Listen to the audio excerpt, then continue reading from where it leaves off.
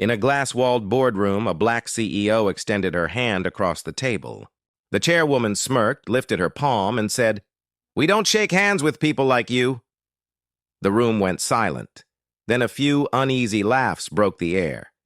Cameras from the investor live stream caught everything: the smirk, the dismissal, the quiet humiliation. But what no one in that room knew was this: the woman she just insulted controlled every dollar on the table. By morning, $2.4 billion would vanish without a word. The boardroom on the 47th floor of Langston Tower was all glass and silence, a cathedral of control. 12 executives sat around a polished table that reflected their ambition. At the head, Victoria Sloan, chairwoman of the empire, adjusted her papers like a judge preparing a verdict. Across from her sat Ava Monroe, CEO of Monroe Capital, calm and composed. She had built her investment firm from the ground up, one contract at a time, and today's meeting was the final stage of a $2.4 billion merger that could reshape the industry. But for Victoria, the deal wasn't business and it was theater, and she intended to humiliate her guest before the curtain closed. When Ava rose and extended her hand, Victoria leaned back, lips curling into a smile that didn't reach her eyes. "We don't shake hands with people like you," she said, her voice cutting through the glass and chrome like ice. The room froze. A few of the men exchanged nervous glances. One coughed into his fist. Another smirked. The moment stretched, painful and deliberate. Cameras from the investor live stream captured it all: the outstretched hand, the insult, the laughter that followed. Ava's hand remained steady for a heartbeat before she lowered it slowly. She didn't blink, didn't flinch. Her silence wasn't weakness.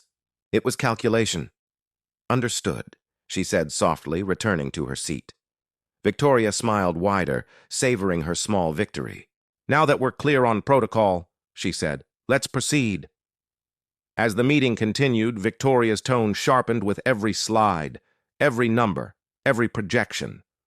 She cut Ava off mid-sentence, corrected her analysts, and ridiculed her firm's valuation model as aspirational.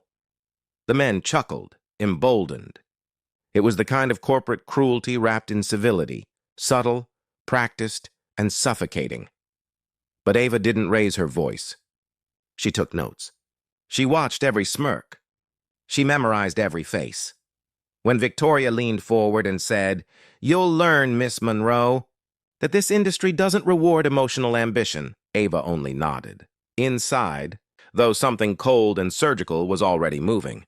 At 3:17 p.m., during a short recess, Ava stepped into the hallway and dialed one number. Her voice was low, measured. "Execute clause 8.3. Effective immediately." There was no emotion, no explanation. When she re-entered the boardroom, the discussion resumed as if nothing had changed. Victoria barely glanced up. "Where were we?" she asked, pretending not to notice the tension in Ava's stillness. Ava met her gaze. "At the part where arrogance becomes expensive," she said quietly. Victoria frowned. "Excuse me?" Before Ava could answer, phones around the table began buzzing. One, then two, then all of them. Screens lit up with red alerts. The CFO's face turned pale as he scrolled through an email chain. "Chairwoman," he said, his voice cracking. "Our primary funding, it's gone." "What?" "Monroe Capital has withdrawn all investment. $2.4 billion. Effective immediately." The room erupted. Executives spoke over one another, disbelief clashing with panic. Victoria's confidence shattered like glass under pressure. She turned to Ava, eyes wide. "You can't—" "I can," Ava said softly.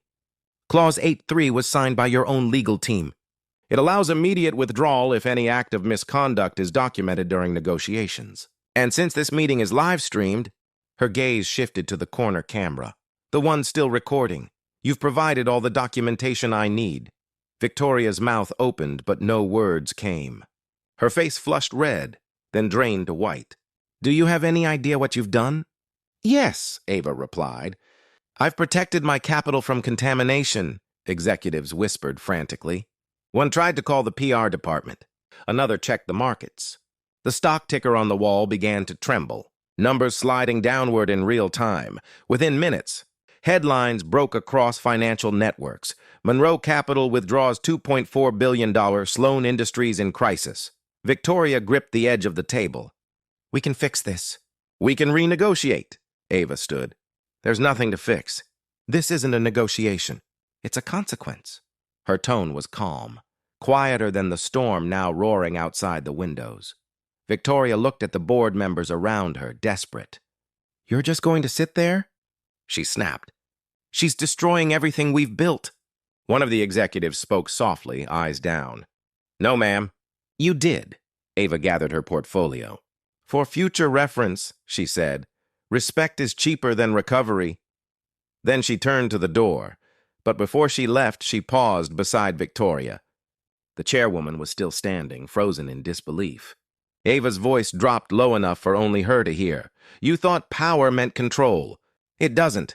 Power means choice, and I just made mine. As Ava walked out, cameras caught the reflection of her calm face against the glass. A woman leaving the boardroom she no longer needed. Behind her, the empire unraveled in real time. The markets plunged. Banks called in guarantees. By evening, Sloan Industries' valuation had collapsed by 38%. Investors fled like smoke through broken glass. By midnight, Victoria's face was all over the news. The woman who lost billions with a single sentence. Ava never gave an interview. She issued one short statement. Partnerships end when respect does. The next morning, the financial press called it the handshake collapse. Business schools dissected it for years. But in quiet offices and boardrooms across the world, women who had once been dismissed replayed that clip and whispered her name like a warning. Because sometimes, power doesn't roar. Sometimes, it simply stops shaking hands. If you believe respect can't be bought, prove it. Like this video, share it everywhere, and tell us in the comments where you're watching from and what moment hit you deepest. Subscribe today and turn on notifications so you never miss stories that expose arrogance and celebrate unstoppable dignity.